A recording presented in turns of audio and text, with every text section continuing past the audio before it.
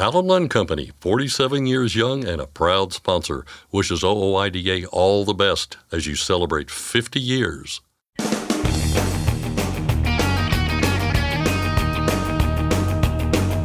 OOIDA, representing America's truckers since 1973, presents Landline Now with your host, Mark Redding. It's the 112th anniversary of the first Indianapolis 500, and this is Landline Now. OOIDA board members fight for the rights of truckers in many different ways, including participating in different regulatory and industry boards. As part of our continuing coverage of the association's 50th anniversary, Landline Now's Ashley Blackford spoke with a few OOIDA board members on the importance of having a seat at the table when decisions are being made. The viscosity of your oil plays an important role. Nick Rivera of Mobil Delvac tells us why, breaks down the different grades on the market, and explains how to pick the correct viscosity for your needs. And finally, the surging popularity of electric and hybrid vehicles has state officials throughout the country taking steps to capture needed transportation revenue. Scott Thompson finds out what they're doing from our state legislative expert, Keith Goebel. But first, today's headlines. A legislative push to stop a speed limiter mandate in its tracks picks up more support. NHTSA launches a probe in 250,000 Daimler trucks. And Teamsters at another big carrier are ready to strike. And now, the news with Scott Thompson. Thanks, Mark. Our top story today. A bill that would put the brakes on FMCSA's plans for a speed limiter mandate is gaining support in the U.S. House. We've told you before about the DRIVE Act, or H.R. 3039. Representative Josh Brecheen of Oklahoma's bill would prohibit the Federal Motor Carrier Safety Administration from moving forward with any rule or regulation that mandates speed limiters. In recent weeks, 3 more co-sponsors have signed on, bringing the total to 13. Congressman Brecheen told Landline earlier this month that his opposition stems from a variety of concerns. For one, he worries that requiring speed limiters on heavy trucks will increase the number of interactions on roadways. Most Class A CDL drivers are conditioned to flow at the speed of traffic because they understand safety. And so I guess you'd have to be a truck driver to understand and to be sitting in that seat to understand the flow of traffic and how dangerous not going at the flow of traffic. And Congressman Brecheen says this is also a states' rights issue. If one state wants to try something different than another state, great. But the greater issue here is one more place where the federal government is taking rule and authority away from state law. Last year, FMCSA issued an advance notice of supplemental proposed rulemaking that considers requiring commercial motor vehicles with a gross vehicle weight of more than 26,000 pounds to be equipped with speed-limiting devices. A top speed was not mentioned. FMCSA Administrator Robin Hutchison recently told us that a notice of supplemental proposed rulemaking is expected to be released later this summer or in the fall. The National Highway Traffic Safety Administration has opened up an investigation into 250,000 Daimler trucks. The agency says it's looking into complaints that the automatic emergency braking on Freightliner Cascadia trucks can stop unexpectedly for no apparent reason. The probe covers model years 2017 through 2022. In documents posted to NHTSA's website, the agency says it has gotten 18 complaints from owners who say the brakes on their Freightliner Cascadia trucks engage without any obstacle in the road. There haven't been any crashes or injuries due to the issue as far as NHTSA knows. The issue pops up as NHTSA and FMCSA are considering an automatic emergency braking system requirement on heavy trucks. The agency sent a proposed rule to the White House for review earlier this year. The rule must be approved there before it can be published in the Federal Register and opened for public comment. A few dozen Western Star trucks are being recalled over a turn signal defect. The National Highway Traffic Safety Administration says the malfunction starts with the interior turn signals, which may flash too quickly and not align with the exterior turn signal flashing. As a result, burned-out lights may not get replaced since drivers might not know when it's time to replace them. The issue currently only affects about 47 Western Star 57X trucks model year 2023. A fix is in the works. Contact Daimler Trucks Customer Service if you have any questions. Now to the spot market where rates are holding steady on the Members Edge load board. Leading into the holiday weekend, Robert Rouse of DAT says not much changed last week. Vans were running around $2.15 a mile last week. That was up slightly, 2 cents per mile from the previous week, which is good to see. Reefers came in at $2.53 per mile. That's actually no change from the previous week. Not totally shocking because reefer's been running pretty hot as produce season is really kicking in at this time of year. And then flatbeds came in at $2.71 per mile, and that was actually up 2 cents per mile as well from the previous week. Rouse says one of the hot markets this week is Georgia. It's peach season there, and Georgia ranks third in the nation in the annual production of peaches after California and South Carolina. We'll have more from our friends at DAT about the state of the spot market tomorrow, right here on Landline Now. Teamsters at ABF Freight are prepared to walk off the job at the end of June unless their demands are met. In a notice to members, the International Brotherhood of Teamsters said that 98% of the carrier's 8,000 unionized members voted in favor of a strike through secret ballot. They're asking for higher wages, pension improvements, and protections against things like driver-facing cameras, in-cab monitoring, and automated vehicles. The VP of a Canadian trucking company is facing life in prison after pleading guilty to drug trafficking charges in New York State. The 26-year-old suspect from Quebec admitted to trafficking cocaine from the United States to Canada by tractor-trailer for about a month in late 2019. The scheme ended abruptly when an employee of the company, Jason Nelson, was busted by U.S. Border Patrol agents with 142 kilograms of coke hidden inside a trailer. Nelson has already been sentenced to 6 years in prison. The Canadian suspect faces at least 10 years behind bars and up to life in prison. Sentencing is set for October. A Canadian food retailer is adding a few more electric trucks to its fleet. Loblaw Company said in a news release that it's buying 5 Kenworth T680 trucks. The hydrogen fuel cell electric vehicles, which have a range of more than 400 miles, will be used for longer range trips. Loblaw already has 2 electric day cab vehicles in its fleet for short-haul deliveries within the greater Montreal area and has about 3 dozen other battery electric vehicles on order. The state of Missouri could be adding another interstate. Missouri lawmakers have approved the launch of a study that would convert U.S. Route 36 in northern Missouri into Interstate 72. The plan would bring upgrades to the 200-mile route between St. Joseph and Hannibal and bring it up to interstate standards. The goal in part would be to relieve congestion on I-70. Part of the proposed budget calls for $2.8 billion to widen long stretches of Interstate 70 between Kansas City and St. Louis. Missouri Governor Mike Parson is expected to approve the plan. And finally, the Washington State DOT is asking for feedback from truckers, dispatchers, and others involved in planning trips for truck drivers. They've posted a survey online. The DOT says they want to know how they can help truckers be more aware of construction and maintenance projects on Washington highways. The survey takes less than 10 minutes to complete. We've got a link to it on landlinenow.com. And that's Landline Now News for today. I'm Scott Thompson. Thanks, Scott. If you'd like to support the OOIDA Mary Johnston Scholarship, you can donate to the fund. You can drop donations at the Spirit of the American Trucker or send tax-deductible donations to OOIDA Foundation, Inc., 1 Northwest OOIDA Drive, Grain Valley, Missouri, 64029. Again, that address, OOIDA Foundation, Inc., 1 Northwest OOIDA Drive, Grain Valley, Missouri, 64029. Starting Thursday, Marty Ellis and OOIDA's tour truck, The Spirit of the American Trucker, will be at the TA in Tooele, Utah. That's located at Exit 99 off Interstate 80. Stop in, say hi to Marty, and join OOIDA for 2 years at $50, a $40 discount. A reminder that you can still donate to Truckers for Troops.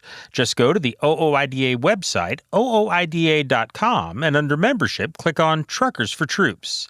Next, Ashley Blackford reports on how OOIDA represents truckers on regulatory and industry boards, and Scott Thompson discusses the importance of viscosity with Nick Rivera of Mobil Delvac. I'm Mark Reddig, and this is Landline Now. You trust Prepass for more bypasses? Now let Prepass help with tolls. Prepass toll service means lower cost, one invoice for all tolls, and fewer violations. Created by truckers for truckers. Call 877-878-5970 or go to prepass.com. Since you started, what you've loved about trucking is the freedom. Heading out on your favorite route, a good driving song, and thinking about truck insurance. Well, maybe not that last one. That's why we're here. At OOIDA, we have a full range of truck insurance products, expert advice, and great customer service, helping you get the right coverage for your operation. Go to OOIDA.com, because your job is to drive. Our job is to help with everything else. Every make, every model in every corner of the country. Technical smarts and quality parts. That's how we roll. Bring your rig into TA Truck Service. Landline Now, welcome back. It's time for another of our 50 on 50. 50 significant events from OOIDA's history in celebration of the association's 50th anniversary. Louis Pugh joins me now. He is Executive Vice President for OOIDA. Louis, thank you for coming in. Hey, it's always my pleasure to be on here. Today, we are talking about OOIDA representing on different regulatory and industry boards. Can you talk to me about some of the boards we do have representation on? I guess I should have prepared a little more. We have a representation on the UCR board. We have representation on MixApp. Representation, I guess it's not really the board, but at CVSA. We've had lots of representation in the past on some boards that I guess you would say are committees, maybe is a better term, that have come and gone in the past. Some parking things in the past that we've been part of, the entry-level driver training back a few years ago. There was like a national freight planning thing that we were on. We're on some state freight planning boards as well around the country, a couple of states, 3 or 4 states, I think, that we have representation on. I'm trying to think. That's but good. That's quite a few. But exactly. I'm sure I'm missing some, but yeah. I mean, I guess we're where we ought to be, I think, in a lot of these things. Why is it important that we have our voice heard on these boards and committees? Well, the old saying goes, and it's around here, we've heard it around here for a long time, you're either at the table or on the table. And so which would you rather be? And for a long time, it felt like OOIDA was on the table, when we were building and fighting and small and new, and just even in the last, I don't know, I've been here almost 20 years, I guess. Even when I first got on the board, we were on some of them boards already, but still, I don't feel like we had the street credibility that we have now. And it's just taken, the hard work of Jim and Todd and our DC crew and our board of directors and the staff here at OOIDA and just all of our members in a tireless thing of continuing to push the same message and do the right thing and never change or waver like some folks in other associations do. And, we've reached that pinnacle where, hey, these OOIDA guys, they get it. They're serious. They work within the system. They're not a bunch of crazy cowboys, and I think we are to a point, but we're not down and doing those things. We're trying to be a part of the group, to part of the discussion, and that's the important thing. If you're at the table, you get to be part of the discussion. We don't always get what we want. We don't always like what we get, and sometimes they don't listen, but we can't say that we didn't tell them. Mm-hmm. And how important is it for our members that are part of these boards that have the behind-the-wheel experience that are, doing it right now, to offer up that time and commitment to offer their voice? It's priceless because that's the only place they're going to get the sound from what real truckers, what drivers feel. And you don't have to be on the board or anything here to OOIDA. There's plenty of things around that you can get involved in as just a trucker and as a citizen. I always advocate for people, get involved with your local politicians, get involved with your community, your state, your township, county, whatever, to talk about issues especially when it comes to trucking. There's a lot of stuff that you don't care about, but how many times have we seen cities or whatever, they put in some sort of ordinance where you can't park trucks there no more, and all these guys that were truckers who live there, they can't park a truck at their house anymore. And that's because, unfortunately, a lot of stuff's too weak, and truckers are busy out making a living, and I get it. I was there for years. You just have to make time, and you have to make time for your business. And it's because if you don't, those are things that happen. Can you think back to any times of one of our members or one of our executives who have been on a board that did make a difference? Oh, I mean, I think there's been lots of times. I mean, right off the top of my head, I guess nothing jumped, but it's like there's lots of times that this makes a difference. And there's probably a lot of differences that get made that we never hear about. Just by being there and being that voice, you make people change. I mean, I know myself, I've seen it at CVSA.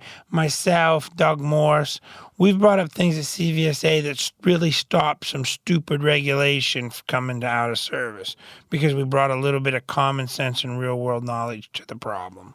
And talk to me lastly about how, this is part of OOIDA's goal in fighting for truckers.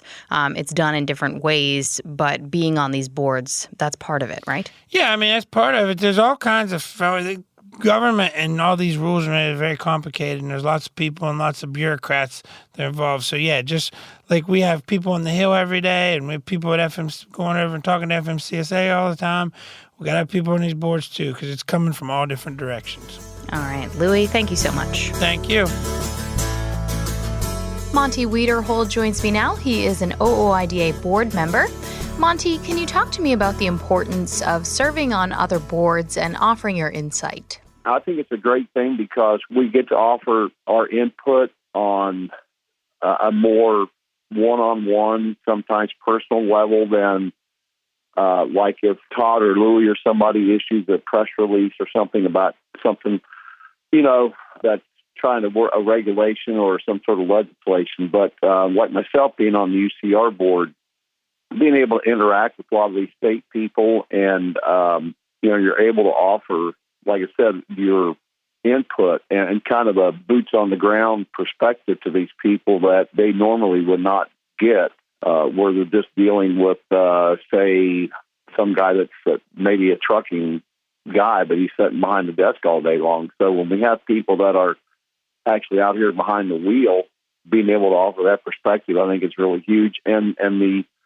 ability to network, really. I mean, it's like myself on the UCR board. I don't say usually, but most of the time, very seldom ever support some of the ideas that they have as far as a vote. So I may be the only guy voting no on something because I feel like we've got enough, say if it's some sort of an account or funds or something or whatever on something. So, but being able to put that in there, if nothing else, if you want to say it's a vote on principle, But at any rate, like, again, going back to UCR from my perspective, where I'm at, I'm on a couple of the subcommittees. I'm on an enforcement subcommittee, and so I get to interact with all these guys that are DOT officers, state highway patrol inspectors, that type of stuff, DOT guys that, they're on the ground level just like I am, and I kind of find out we have a lot.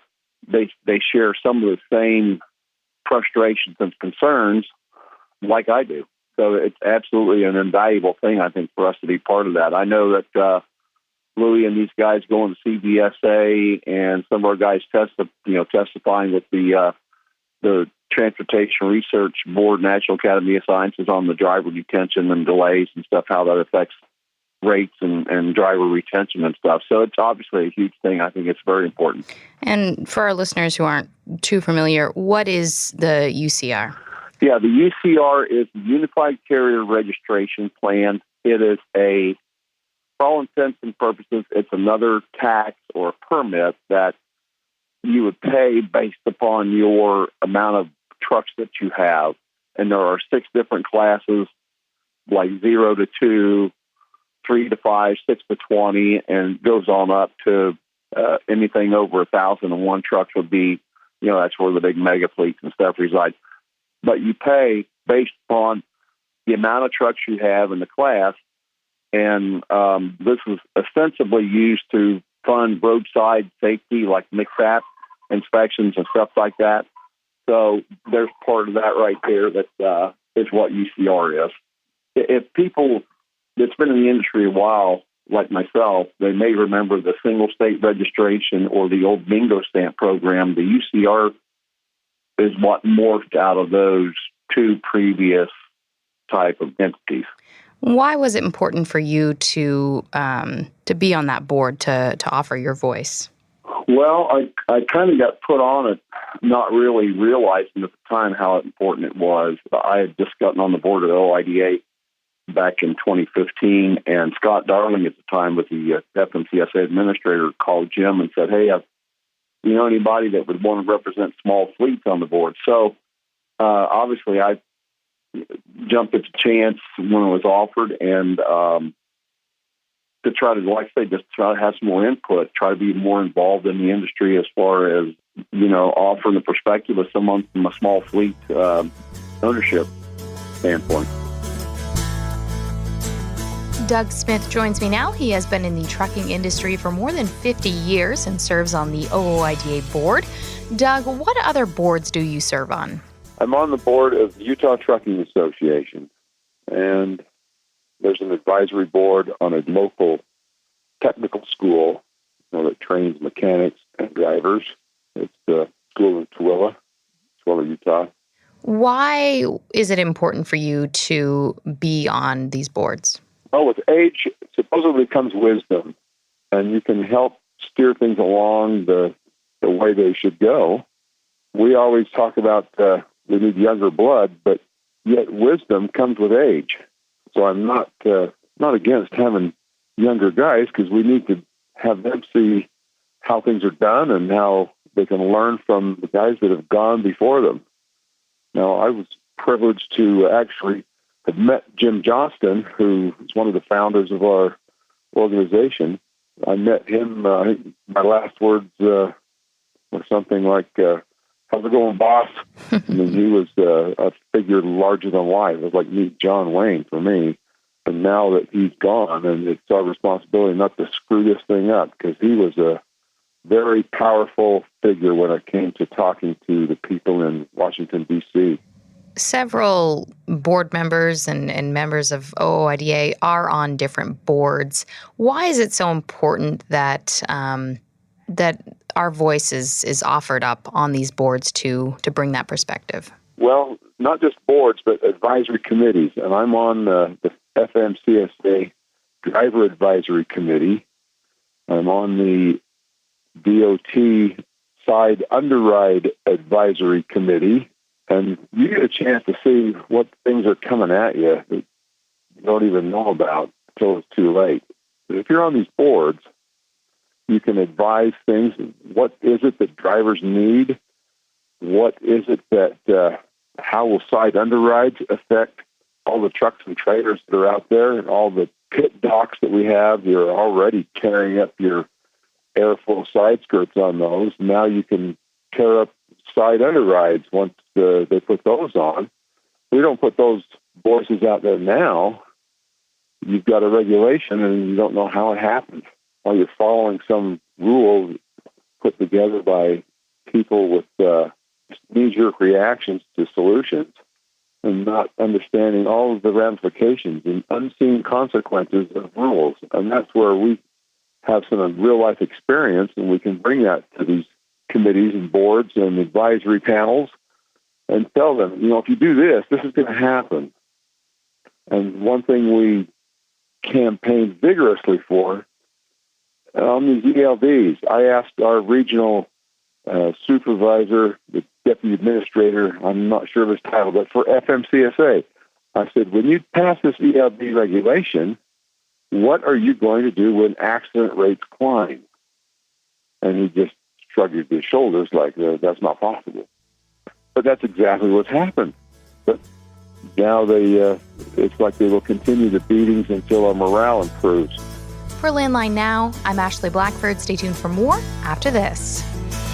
That was another of our 50 on 50. 50 significant events from OOIDA's history in celebration of the association's 50th anniversary.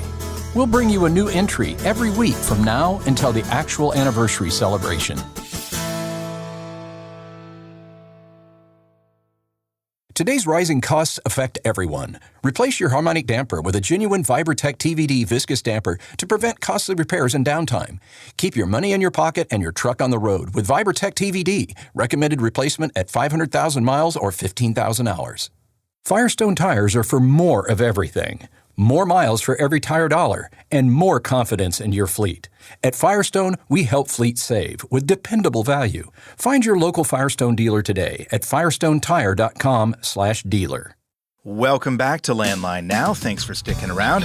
Time now to have a conversation about the lifeblood of your engine. It's about oil. Today, that conversation is going to center around oil viscosity, from the basics to information you may not already know. And joining us to break it all down, Nick Rivera, Applications Engineer for Mobil Delvac. Nick, how you doing?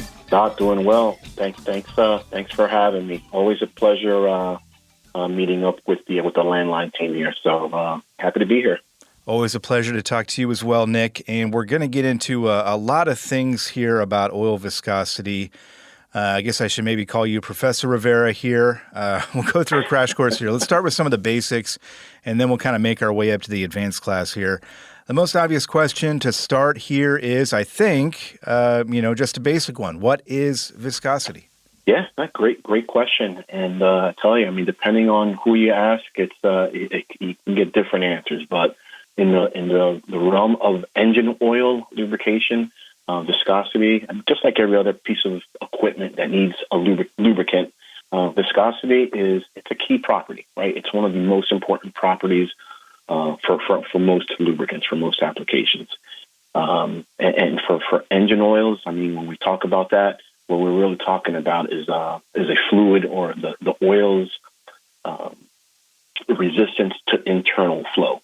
Okay, so you can picture all the molecules flowing in that oil. There's an internal friction. So all oils are formulated differently, and the way oils are tested, or at least for engine oils, they're classified by SAE, the Society of Automotive Engineers, and they have not just tons of information available online, but so you can actually see how those oils, how the different engine oil viscosities are classified or categorized, I guess.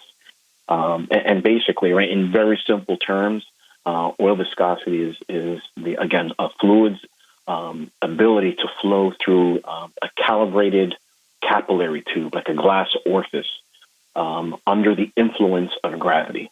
All right, and that capillary tube, or it's actually called a viscometer, that's the standard test method. It's submerged in a controlled bath of water, typically, or some type of fluid that's maintained at 100 degrees Celsius, so around 212 degrees Fahrenheit. So the time it takes that oil to flow through a calibrated portion of that glass tube, under the influence of gravity, determines the engine oil's kinematic viscosity. Gotcha. And the other thing to remember here, right, when we're talking about viscosity is, as most folks know, when you heat an oil up, right, it thins out. So there's always going to be that temperature relationship with oil. So this is why it's super critical to know what those different ranges are. And there's different, there's a different measurement, a viscosity measurement, where we're actually measuring oil at a higher temperature under conditions that are more similar to what you would find in an internal combustion engine. And of course, there's also what we refer to as a viscosity index. All right, so if you were to look up an engine oil online, you will pull up you could find its product data sheet, which most engine oil manufacturers make readily available. You'll notice bunch of different jargon and test methods and results. So you'll likely see for most oils out there a viscosity index, and that's just a unitless number. That the higher the number, it's an indicator that oil has it's much more stable across a wider range of temperatures. Yeah. So very important, So when we're talking about viscosities. So. Yeah, and we'll certainly get into that here in just a moment. And great information there to kind of put all of this into perspective.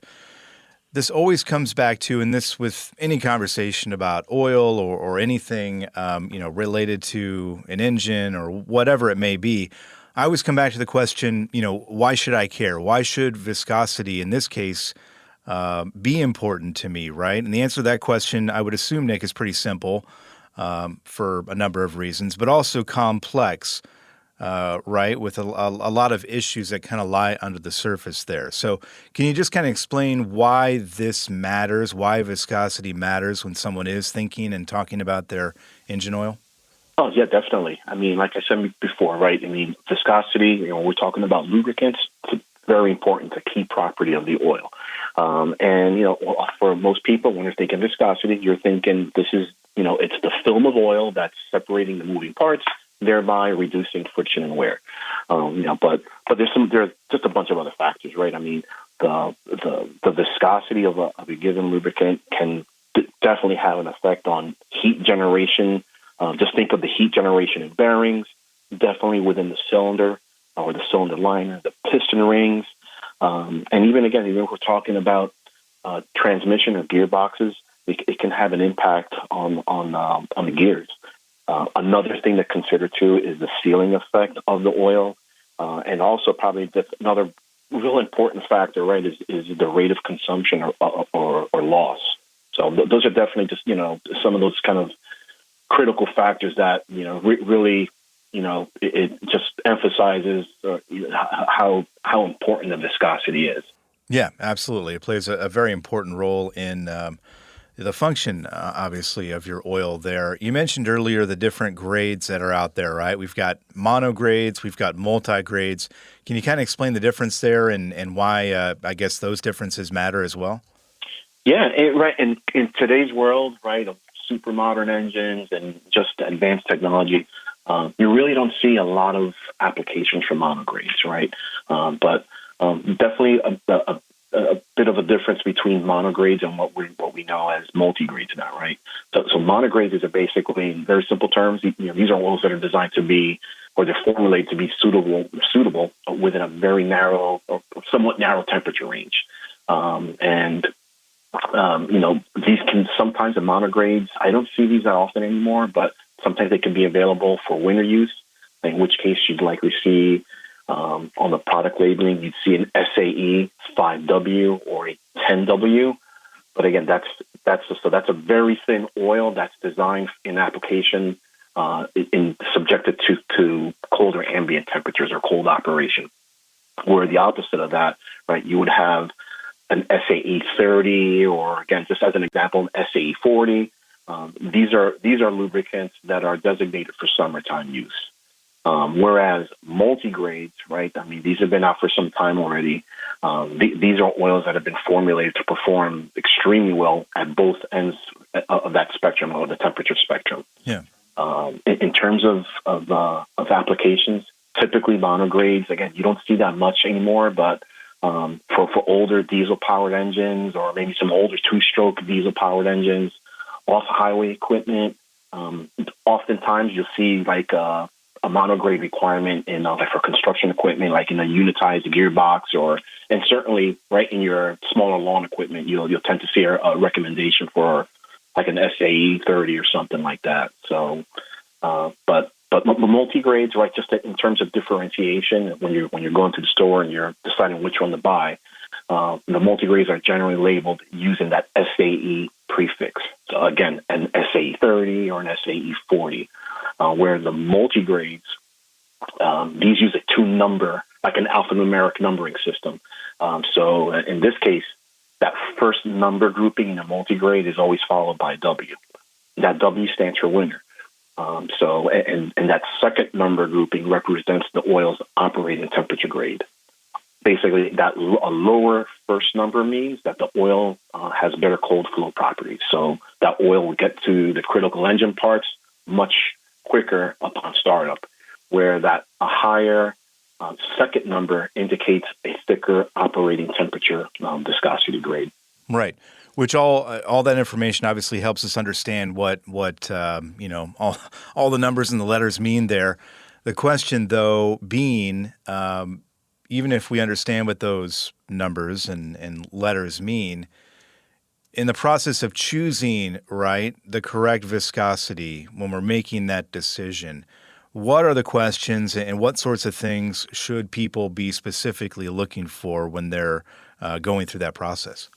Awesome question. Without a doubt, always refer to your equipment or your vehicle, whatever it is, whatever application you're working with. Always work with the OEM's recommendation, especially on the passenger vehicle side, where Generally, with those, there's very little, especially in today's day and age with more advanced engine technology. There's usually very little range of options in terms of viscosities. But where on the heavy duty side, right, there's definitely, in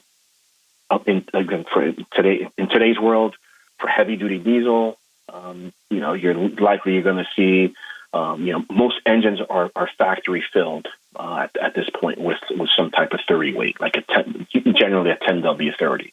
Okay, but the OEMs do provide guidance or service guidance that shows you where you can potentially use a 1540 or maybe even a lower viscosity grade, like let's just say a 5W30. Again, that information is usually available on the heavy-duty side in terms of that range of viscosities you can use, and that's almost always driven by ambient temperature, or I'll say geographic location, but basically, if you have a fleet and you operate primarily in a warmer climate, you might be able to take advantage of, or you may be able to use a 15W40. That might make sense for you. Where if you're operating a fleet in a colder climate, or sub-zero conditions, this would be a really good application for a lower viscosity grade. Which, of course, right, you also have the benefit there, typically for line haul, of more fuel efficiency as well. The lower that you go down with the viscosity. And I hate to rush you here, Nick. We've only got about a minute left, but I did want to ask you, we've talked before about oil analysis and the reports that you've put together. When you're looking at a report and you're looking at viscosity, throughout that report and what it tells you, what does it tell you specifically about what may be going on inside an engine? Yeah, definitely. I mean, it's always good to know, right? The first thing, it's always good to know what your starting viscosity grade is, right? What it is. And again, for most engine oils, that information is available on that product data sheet. But what you're looking for is if this is an oil drain sample, you're looking to see how far you've deviated past that fresh or that virgin oil viscosity grade. So generally speaking, if you see a reduction in that viscosity grade, there's obviously been some type of thinning that's occurred in the oil. In most cases, especially on the heavy duty side, it's likely some type of an effect of excess fuel dilution in the oil, or sometimes even just a result of the duty cycle, extended idling, which could potentially lead to fuel dilution in the oil. Where conversely, on the opposite end, right, if you see an increase, which under normal use, engine oils the viscosity does normally tend to increase as they age, but an excessive amount of viscosity increase could be an indicator of some type of contamination. Think of coolant contamination or something that's caused an increase in oxidation or a thermal breakdown of the oil, and now there's or excessive soot also. These are some of the effects that can have an impact in terms of an increase in an engine oil's viscosity. So oil analysis, yes, that's the best way to determine whether or not the viscosity is staying within grade. So you definitely have for any especially multi-viscosity oils, there's certainly a range that's allowed in terms of above or below grade. But you want to make sure at the oil drain that you're still within that range. Nick, we learn something every time we talk to you. We appreciate your time, appreciate your expertise, and we'll talk to you again some other time, all right? Anytime. Happy to come back. Our thanks to Nick Rivera of Mobil Delvac. We've got to take a break, but Landline Now is back right after this. It's about oil. Penske owns and operates some of the best-maintained vehicles on the planet. Our used trucks come with a 5-year maintenance report and pre-sale inspection. So if you're in the market for a top-quality pre-owned truck, look no further. Search our inventory today at PenskeUsedTrucks.com. Attention all truckers, Dean Michael, the tax doctor here. I want to talk to you about those dreaded tax problems. I know you want to keep on trucking and not even think about them, but let's face it, they're not going away all on their own. You need professional help. I've been helping truckers put their tax problems in the rearview mirror for years. I can help you too. Call me now for a free consultation at 888-557-4020 or go to mytaxhelpmd.com. It's like I always say, keep your eyes on the road, I'll keep mine on the IRS. 888-557-4020. It's tested and proven. Burn 2.1% less fuel when you balance all wheel ends with Centromatic. Call 800-523-8473 to get the OOIDA discount. And we're back here in the home stretch of Landline Now today, and we'll wrap things up by loading up the trailer and taking a trip across the country for a look at what states are doing with regard to transportation funding. Electric and hybrid vehicles are changing the landscape, and Keith Goebel of Landline Magazine joins us with a look at how states are reacting. Keith, how you doing? Doing all right. How you doing? Doing just fine here. This is something we've been tracking for a while, Keith, and I imagine that is going to hold true for the foreseeable future.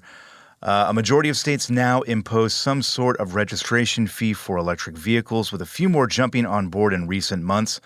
Let's start here in Georgia, Keith, where some changes are taking effect in a few weeks' time.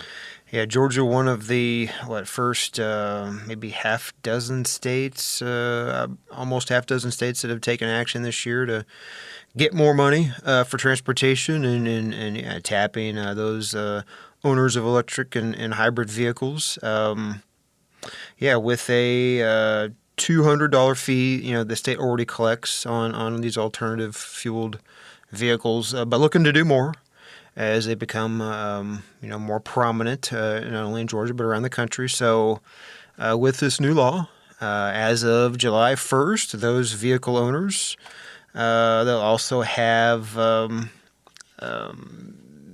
there will be a fee essentially attached to those that are needing to get their vehicles powered, like per kilowatt power is essentially what they're targeting here in Georgia, is and allow them to generate some additional revenue again from those vehicles whenever they're needing to get plugged in.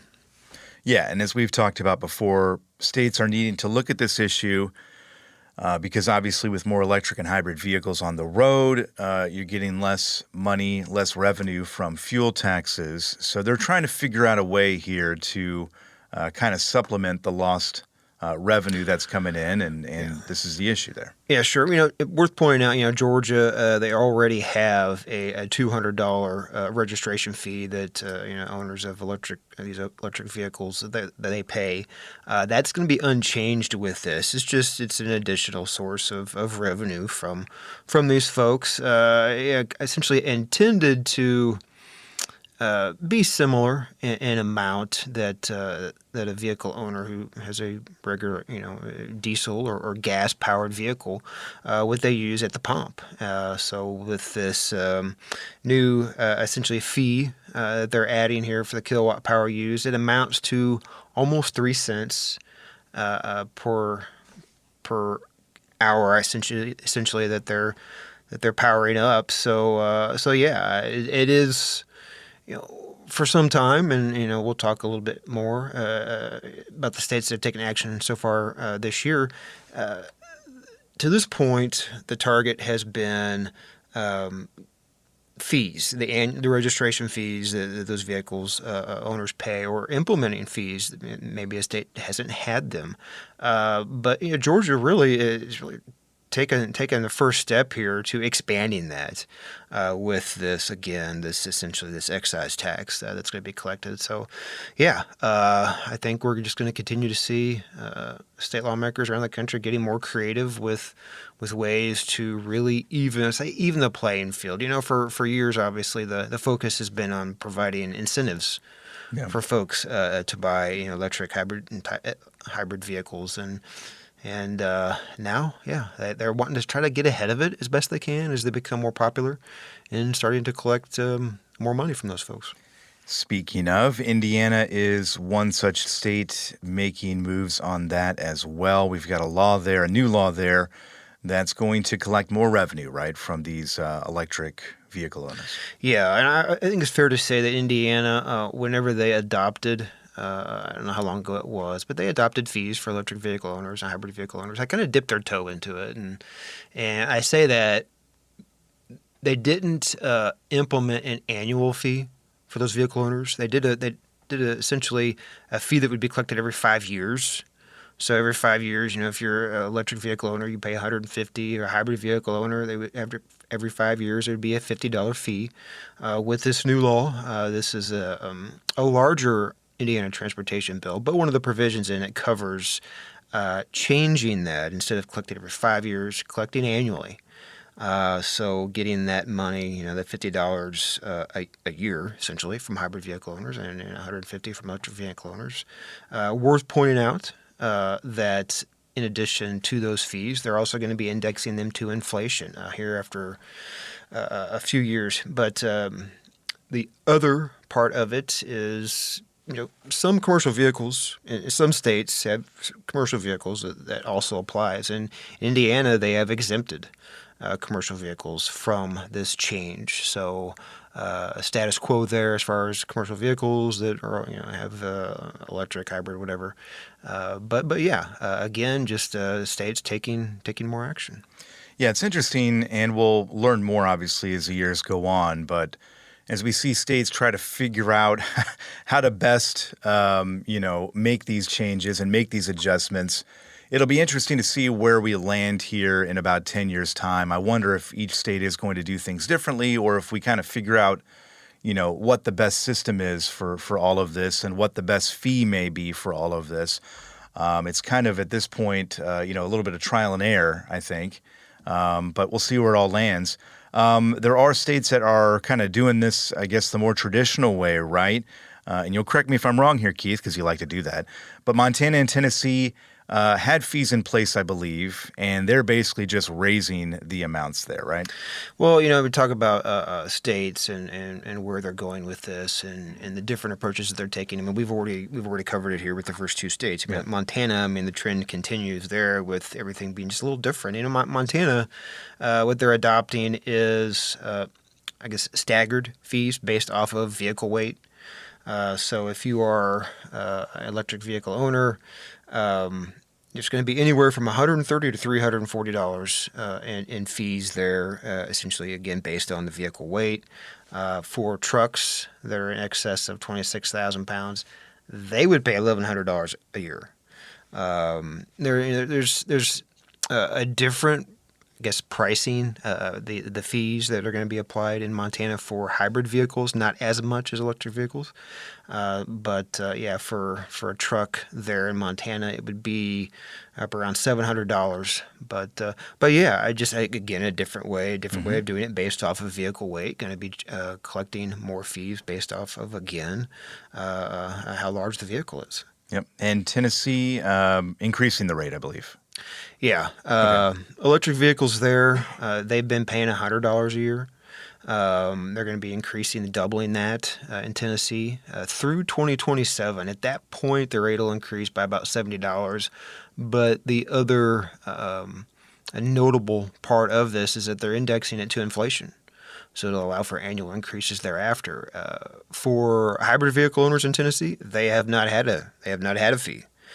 They have been fee-free, in which there are some states where electric vehicle fees have been implemented, but they don't have a specific fee for hybrid vehicles, and that has been the case in Tennessee. That is ending. Those hybrid vehicle owners will be paying $100 a year through 2027, and at that point, like the electric vehicles, the rate will be indexed to allow for regular increases. And lastly here, real quick, Texas also making some changes here, additional fees coming for hybrid and electric vehicle users there. Yeah, making a change there. For electric vehicles, it'd be $200 a year, hybrid vehicles $100. Vehicles are affected are up to 10,000 pounds. So as of September 1st, there in the state of Texas, they will be collecting new fees on, again, these vehicles. And Keith, you're tracking all these states, New Hampshire, Pennsylvania, Florida, North Carolina, all looking at this issue right now. So if and when those states take action, we will, of course, update everybody out there. Keith, we appreciate it. We'll see you next time, and take care until then. Yeah, thanks for having me. And that's our show for today. We thank you for listening. Another Landline Now is in the pipeline for tomorrow, but if you want more news and analysis in the meantime, check out landline.media. We'll see you next time. Until then, take care and drive safe.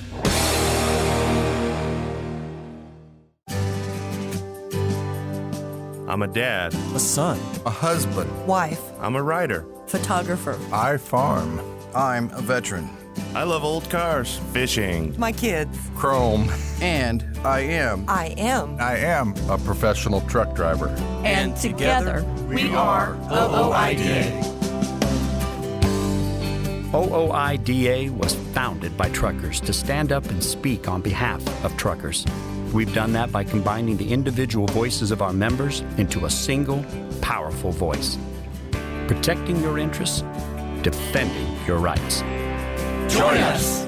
Make your voice heard. Join OOIDA, the Owner-Operator Independent Drivers Association.